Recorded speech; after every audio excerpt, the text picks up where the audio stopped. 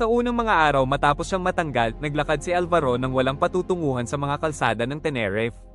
Kumilos siya na parang taong ubos na ang laman, umaandar lang dahil sa nakasanayang ilipat ang isang paa pagkatapos ng isa pa.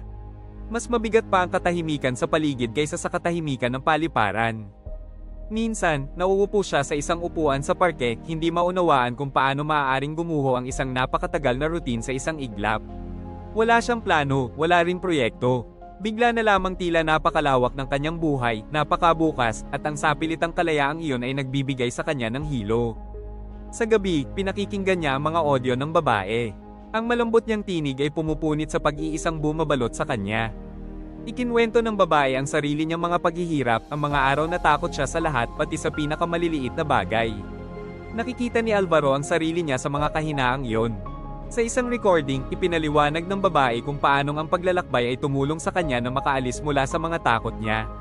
Sinabi niyang ang paggalaw sa mundo ay nagturo sa kanyang huminga sa ibang paraan na harapin ang buhay ng may banayad na lakas. Nagsalita siya tungkol sa maliliit na hakbang, halos di namamalayan, na gayon pa man ay naglapit sa kanya pabalik sa sarili. Nagugulat si Alvaro sa mga salitang iyon.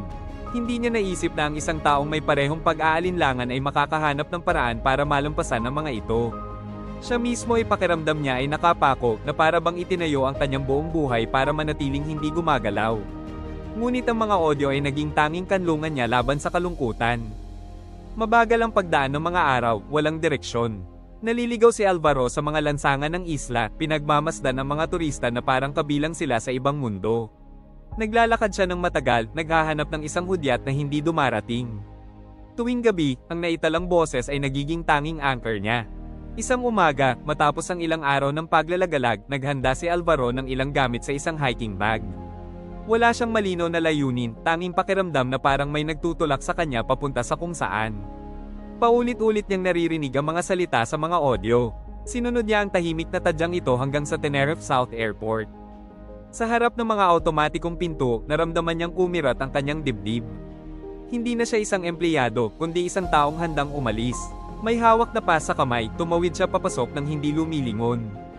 Hindi pa niya alam kung saan dadalhin siya ng paglalakbay, ngunit alam niyang kailangan na niya itong simulan.